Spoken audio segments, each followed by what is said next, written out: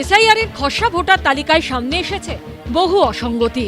এবার 27 তারিখ অর্থাৎ শনিবার থেকে শুরু হচ্ছে এসআইআরের শুনানি। তার আগে বুধবার কলকাতা হাইকোর্ট জানিয়েছে 2010 সালের মার্চ মাসের পর দেওয়া ওবিসি সার্টিফিকেট এসআইআরের শুনানিতে গ্রহণযোগ্য কিনা সেই সিদ্ধান্ত নিক জাতীয় নির্বাচন কমিশন। গত বছর কলকাতা হাইকোর্ট নির্দেশ দেয় 2010 সালের পর রাজ্যে দেওয়া সমস্ত ওবিসি সার্টিফিকেট অবৈধ। এদিকে এসআইআরের শুনানিতে নিয়ে যাওয়ার জন্য নির্বাচন কমিশন যে 11টি নথির তালিকা দিয়েছে সেই তালিকায় জাতি শংসাপত্র অর্থাৎ কাস্ট সার্টিফিকেট রয়েছে। এ বিষয়ে জাতীয় নির্বাচন কমিশনকে সিদ্ধান্ত নেওয়ার জন্য চিঠি পাঠান এক আইনজীবী। হাইকোর্টে দায়ের হয় মামলা। বুধবার বিচারপতি কৃষ্ণা রাও নির্দেশ দেন আগামী 7 দিনের মধ্যেই উপযুক্ত কারণ দেখিয়ে সিদ্ধান্ত জানাক কমিশন।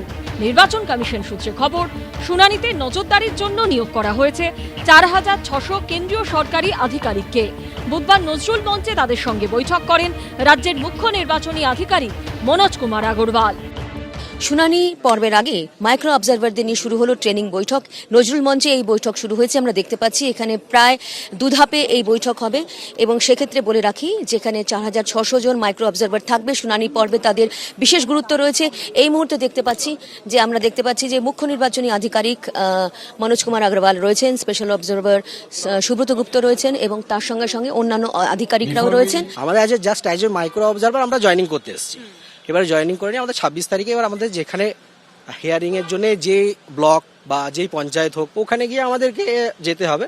প্লাস তারপরে যা যা ডেটে হিয়ারিং হবে আমাদেরকে যেতে হবে। মূলত হিয়ারিং এর দিনই আমাদের অ্যাজ এ মাইক্রো অবজারভার হিসাবে আজকে যেটা ছিল মাইক্রো অবজারভার যে অ্যাপয়েন্ট হয়েছে, যারা ইয়ারো সঙ্গে থাকবে ওদের হিয়ারিং জন্য ওদের ট্রেনিং ছিল একটা।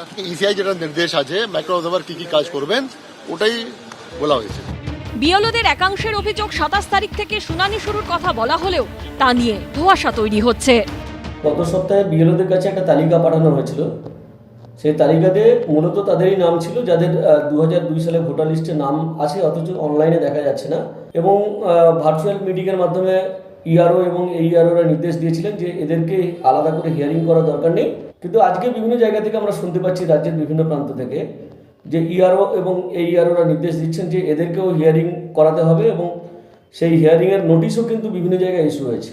কেন্দ্রীয়ভাবে কোনো নির্দেশ থাকবে না কেন?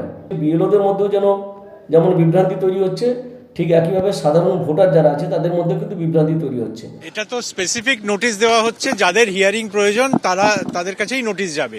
যদি নোটিশ না যায় তাহলে হিয়ারিং প্রয়োজন নেই। এটার মধ্যে কোনো কনফিউশনের ব্যাপার নেই। নির্বাচন কমিশন সূত্রে খবর, এসআইআরে 1,67,00,000 ভোটারের দেওয়া তথ্যে অসঙ্গতি রয়েছে। তার মধ্যে আনম্যাপড ভোটারের সংখ্যা প্রায় 32 লক্ষ।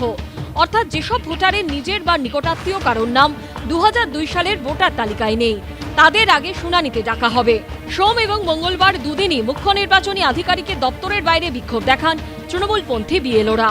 এই ঘটনায় অজ্ঞাত পরিচয় ব্যক্তিদের বিরুদ্ধে স্বতঃপ্রণোদিত মামলা রুজু করেছে পুলিশ, তবে কাউকে গ্রেপ্তার করা হয়নি। রুমা পাল, সৌভিক মজুমদার ও আবির দত্তের রিপোর্ট, এবিপি আনন্দ, কলকাতা। এবিপি আনন্দ, এগিয়ে থাকে, এগিয়ে রাখে।